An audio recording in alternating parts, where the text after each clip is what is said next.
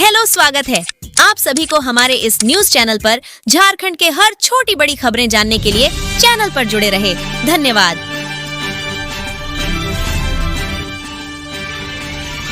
Hyderabad shift हो सकते हैं झारखंड महागठबंधन के विधायक, चंपई बोले नींद से जागे राजभवन। भाजपा ने कल बुलाई विधायक दल की बैठक। राहुल गुरु, पंकज पाठक बोकारो में आदिवासी संगठनों ने सड़क जाम की, आगजनी कर प्रदर्शन किया। इधर सर्किट हाउस में बसें खड़ी हैं। विधायकों को हैदराबाद शिफ्ट करने की तैयारी है। झारखंड में नई सरकार बनाने पर संकट खड़ा हो गया है। महागठबंधन अपने विधायकों को शिफ्ट कर सकता है। सूत्रों का कहना है कि विधायकों को हैदराबाद ले जाया जा सकता है। सर्किट हाउस में 2 ट्रैवलर और एक बड़ी बस खड़ी है। रांची में सिर्फ 5 विधायक रहकर हालात पर नजर रखेंगे। चंपई सोरेन ने कहा कि राजभवन नींद से जागे, हमें सरकार बनाने के लिए बुलाए। वहीं बीजेपी ने भी कल अपने विधायक दल की बैठक बुलाई है। इधर जमीन घोटाला मामले में गिरफ्तारी के खिलाफ झामुमो नेता हेमंत सोरेन की याचिका पर झारखंड हाईकोर्ट ने कहा कि मामले की अर्जेंसी अत्यावश्यकता प्रतीत नहीं होती, इसलिए सुनवाई कल होगी। कपिल सिब्बल ने सुप्रीम कोर्ट में याचिका लगाई है, जिसकी सुनवाई कल हो सकती है। इसी वजह से झारखंड हाईकोर्ट से याचिका वापस ली जाएगी। सूत्रों के मुताबिक एड हेमंत सोरेन को दोपहर में कोर्ट में पेश कर सकती है।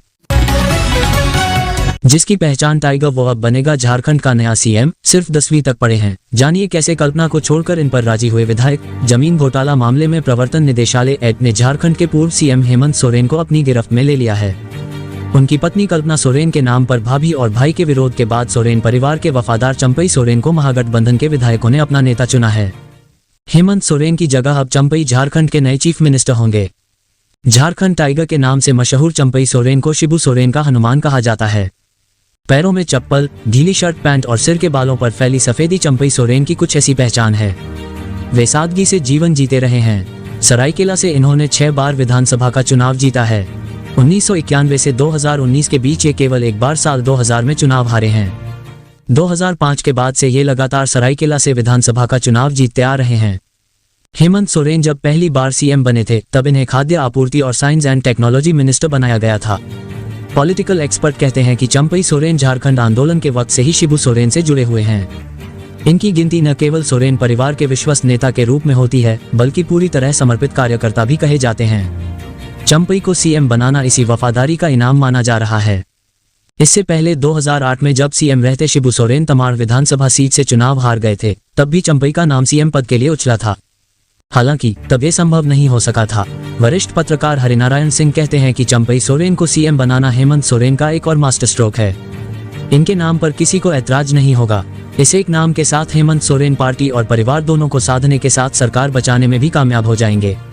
चूंकि पार्टी के सीनियर लीडर को सरकार की कमान दी गई है, इसलिए पार्टी के भीतर नाराज चल रहे नेताओं के पास भी विरोध का कोई विकल्प नहीं बचेगा। परिवार की नाराजगी भी इस बात से दूर हो जाएगी कि हेमंत सोरेन ने पत्नी को सीएम नहीं बनाया। लालू बोले हम हेमंत सोरेन के साथ। तेजस्वी ने कहा जनता निकालेगी भाजपा की हेकड़ी। कांग्रेस का नीतीश पर हमला, ईडी के डर से एनडीए में गए। बिहार में तेजस्वी यादव, झारखंड में हेमंत सोरेन और दिल्ली में अरविंद केजरीवाल ईडी के निशाने पर हैं। हेमंत सोरेन से बुधवार को पूछताछ के बाद उन्हें गिरफ्तार किया गया है।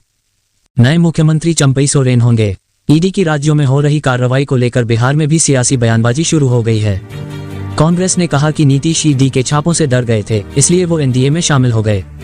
राजद सुप्रीमो लालू यादव ने कहा कि भाजपा का डर जग जाहिर है, हम हेमंत सोरेन के साथ खड़े हैं। इधर पूर्व डिप्टी सीएम तेजस्वी यादव ने सोशल मीडिया पर विपक्षियों पर निशाना साधा है। भाजपा का जिक्र करते हुए एक्स पर उन्होंने लिखा है कि बिहार, चंडीगढ़ और अब झारखंड, भाजपा ने एक ही हफ्ते में लोकतंत्र और संघवाद को तार तार कर दिया है। चुनावी हार के डर से जांच एजेंसियों की निष्पक्षता खत्म कर एजेंसियों को बीजेपी का प्रकोष्ठ बनाकर केंद्र सरकार क्या क्या कर रही है। अब ये बात किसी से छिपी नहीं है। अहंकार से चूर भाजपा की हेकड़ी अब जनता तोड़ेगी। बुधवार को भी ईडी के 3 अफसर राबड़ी देवी के पटना आवास पर आए थे। झारखंड में जहां आदिवासी मूलवासी संगठन का झारखंड बंद गुरुवार को है, वहीं बिहार में लालू प्रसाद और तेजस्वी यादव के समर्थकों में काफी गुस्सा है। नीतीश कुमार द्वारा सत्ता से अलग किए जाने और ईडी की दबिश, दोनों वजहों से यह गुस्सा है। तेजस्वी यादव ने कह दिया है कि खेला तो अब शुरू होगा। हम लालू यादव के बेटे हैं, जब वे नहीं झुके तो तेजस्वी भी नहीं झुकेगा। झारखंड की लोकप्रिय सरकार के जनप्रिय आदिवासी मुख्यमंत्री हेमंत सोरेन को केंद्र की तानाशाह सरकार प्रताड़ित कर रही है। भाजपा के ये घिनौने हथकंडे अल्प समय के लिए परेशान तो कर सकते हैं, पर पिछड़े, दलित, आदिवासी, अल्पसंख्यक और हाशियों पर रहने वाले समूहों के संकल्प और महत्वाकांक्षाओं को पराजित नहीं कर सकते। भाजपा का डर जग जाहिर है और जनता भी यह बात अब समझ चुकी है। हम मजबूती से हेमंत के साथ हैं। हेमंत सोरेन गिरफ्तार, चंपई झारखंड के नए सीएम होंगे। बहुमत के लिए 41 विधायकों की जरूरत, 48 का समर्थन, 43 राजभवन पहुंचे थे। हेमंत सोरेन के साथ 5 विधायक राजभवन में राज्यपाल से मिलने पहुंचे थे। बाकी के विधायक राजभवन के बाहर खड़े थे। ईडी ने हेमंत सोरेन को बुधवार को 7.5 घंटे की पूछताछ के बाद गिरफ्तार कर लिया। जांच एजेंसी उन्हें हिरासत में लेकर रात 8:15 बजे सीएम हाउस से राजभवन पहुंची, जहां हेमंत सोरेन ने इस्तीफा सौंपा। यहीं उनके करीबी चंपई सोरेन ने नई सरकार बनाने का दावा पेश किया। कांग्रेस विधायक आलमगीर आलम ने कहा कि हमारे 43 विधायक बाहर खड़े हैं, चाहे तो गिनती कर लें। इस पर राज्यपाल ने कहा कि पत्र पढ़ रहा हूं, इसके बाद बुलावा भेजूंगा। 81 सदस्यों वाली झारखंड विधानसभा में बहुमत का आंकड़ा 41 है। 43 विधायक चंपई के साथ राजभवन गए थे, जबकि उनके पास 48 विधायकों का समर्थन है। 23 साल के झारखंड में 11 बार सीएम बदले, केवल रघुवर दास ने पूरा किया कार्यकाल। सोरेन परिवार को 5 बार मिली कमान। झारखंड में बुधवार की रात हेमंत सोरेन ने मुख्यमंत्री पद से इस्तीफा दे दिया। 23 साल के झारखंड में 11 बार सीएम बदले हैं। 11 बार में सिर्फ 6 लोगों को मुख्यमंत्री बनने का मौका मिला है। सबसे ज्यादा अर्जुन मुंडा और शिबू सोरेन 3 बार झारखंड के मुख्यमंत्री बने हैं। अब चंपई सोरेन 7वें नेता होंगे जो मुख्यमंत्री पद की शपथ लेंगे। 15 नवंबर 2000 को बिहार से अलग होकर झारखंड राज्य बना। पहले मुख्यमंत्री के तौर पर बाबूलाल मरांडी ने राज्य की कमान संभाली। उसके बाद से राज्य में अब तक 11 बार सीएम बने। इनमें हेमंत सोरेन के पिता शिबू सोरेन सबसे कम 10 दिनों के लिए, जबकि बीजेपी के रघुवर दास सबसे ज्यादा 5 सालों के लिए सीएम रहे। रघुवर दास झारखंड के एकमात्र मुख्यमंत्री हैं जिन्होंने अपना कार्यकाल पूरा किया है। सोरेन परिवार 5 बार मुख्यमंत्री की कुर्सी पर काबिज हुआ। जेएमएम के अध्यक्ष शिबू सोरेन 3 बार राज्य के सीएम बने, लेकिन इनके 3 बार का पूरा कार्यकाल अपने बेटे हेमंत सोरेन के एक कार्यकाल से भी कम रहा। हालांकि हेमंत सोरेन पहली बार 1 साल 5 महीने 10 दिनों के लिए मुख्यमंत्री रहे। दूसरी बार के कार्यकाल के 10 महीने बाकी हैं और फिर से उनकी कुर्सी जा चुकी है। 15 नवंबर 2000 को झारखंड बनने के साथ ही बीजेपी सरकार में बाबूलाल मरांडी ने पहली बार राज्य की कमान संभाली और झारखंड के पहले सीएम बने। हालांकि वे अपना कार्यकाल पूरा नहीं कर सके। उन्हें आंतरिक विरोध के कारण मुख्यमंत्री का पद छोड़ना पड़ा। झारखंड आंदोलन से जुड़े शिबू सोरेन 3 बार झारखंड के मुख्यमंत्री बने। पहली बार 2005 में वो सीएम की कुर्सी पर बैठे, लेकिन बहुमत साबित न कर पाने के कारण 10 दिनों में ही इस्तीफा देना पड़ा था। जबकि उनके बेटे हेमंत सोरेन ने 2 बार राज्य की बागडोर संभाली। हालांकि पहली बार भी हेमंत अपना कार्यकाल पूरा नहीं कर पाए थे। अब दूसरी बार भी 10 महीने पहले ही इस्तीफा देना पड़ा है। झारखंड सरकार में है घोटालों की लंबी लिस्ट। जमीन घोटाले में ईडी अब तक कर चुकी 236 करोड़ जब्त। झारखंड के पूर्व मुख्यमंत्री हेमंत सोरेन जमीन घोटाला मामले में गिरफ्तार हो चुके हैं। इस मामले में ईडी मुख्यमंत्री को पहला समन 8 अगस्त को भेजा था और आखिरी बार 31 जनवरी यानी कि बीते बुधवार को उनसे पूछताछ हुई और आखिरकार जांच एजेंसी ने उन्हें हिरासत में ले लिया। जमीन घोटाले में ईडी अब तक 236 करोड़ की संपत्ति जब्त कर चुकी है। जमीन घोटाले में ईडी अब तक 236 करोड़ की अचल संपत्ति जब्त कर चुकी है। पूर्व में ईडी ने करोड़ों रुपए मूल्य की 2 भूमि को अस्थायी रूप से कुर्क किया था, जिसका बाजार मूल्य 74.39 करोड़ रुपए था। इन संपत्तियों में सेना के उपयोग वाली बरियातू मौजा की 4.55 एकड़ जमीन, जिसका बाजार मूल्य 41.51 करोड़ रुपए था, व बाजरा मौजा की 7.16 एकड़ जमीन, जिसका बाजार मूल्य 32.87 करोड़ रुपए था। इसके बाद ईडी ने 161.64 करोड़ की संपत्ति जब्त की थी।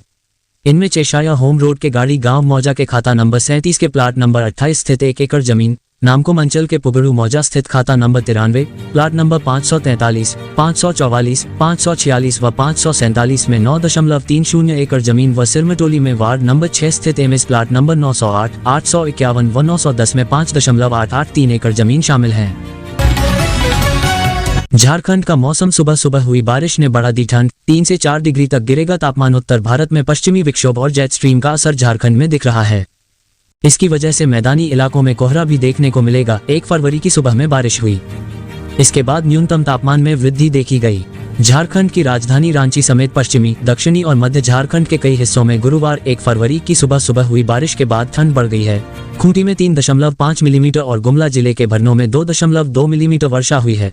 आने वाले दिनों में तापमान में 3-4 डिग्री की गिरावट आने की संभावना है। मौसम विभाग की ओर से यह जानकारी दी गई है। शाम तक और कई जिलों में होगी बारिश। रांची स्थित मौसम केंद्र के प्रमुख अभिषेक आनंद ने बताया कि बुधवार 31 जनवरी से ही आसमान में बादल थे। इसकी वजह से पश्चिमी, दक्षिणी और मध्य झारखंड के कई हिस्सों में बारिश हुई। इसी बादल के उत्तर पूर्वी और दक्षिण पूर्वी के साथ साथ मध्य झारखंड की ओर शिफ्ट करने की उम्मीद थी, लेकिन धीरे धीरे आसमान साफ हो गया। हल्के बादल रहेंगे लेकिन बारिश होने की संभावना अब कम है। मौसम वैज्ञानिक ने बताया कि उत्तर भारत में पश्चिमी विक्षोभ और जेट स्ट्रीम का असर झारखंड में भी देखने को मिलेगा। इसकी वजह से मैदानी इलाकों में कोहरा भी देखने को मिलेगा।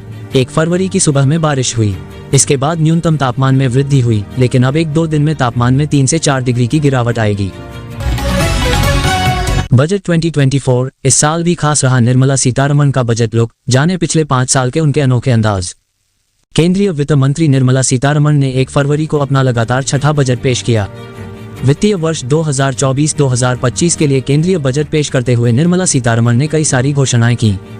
यह मोदी सरकार के दूसरे कार्यकाल का आखिरी बजट था। इस दौरान वित्त मंत्री एक बार फिर अपने लुक को लेकर चर्चा में रही। आइए नजर डालते हैं निर्मला सीतारमण अब तक के बजट लुक्स पर। देश भर में आज जारी हुए बजट 2024 को लेकर हलचल देखने को मिली। हर साल की तरह इस बार में केंद्रीय वित्त मंत्री ने 1 फरवरी को अंतरिम बजट पेश किया। इस दौरान वित्तीय वर्ष 2024-2025 के लिए केंद्रीय बजट पेश करते हुए निर्मला सीतारमण ने कई सारी घोषणाएं की। यह उनका लगातार छठा और मोदी सरकार के दूसरे कार्यकाल का आखिरी बजट था। बजट के अलावा एक और चीज जिस पर हर किसी की नजर टिकी हुई थी, वह था वित्त मंत्री का इस साल का बजट लुक। केंद्रीय वित्त मंत्री हर साल अलग अलग लुक में बजट पेश करती नजर आई हैं। इस साल भी लोग उनके लुक का बेसब्री से इंतजार कर रहे हैं। निर्मला सीतारमण हर साल अलग अलग तरह की लेकिन खास साड़ियों में नजर आ चुकी हैं। आइए जानते हैं इस साल कैसा रहा उनका लुक और पिछले वर्षों में किन साड़ियों में बजट पेश कर चुकी हैं हमारी वित्त मंत्री। इस साल केंद्रीय बजट 2024 के लिए वित्त मंत्री निर्मला सीतारमण ने नीले रंग का साड़ी चुनी।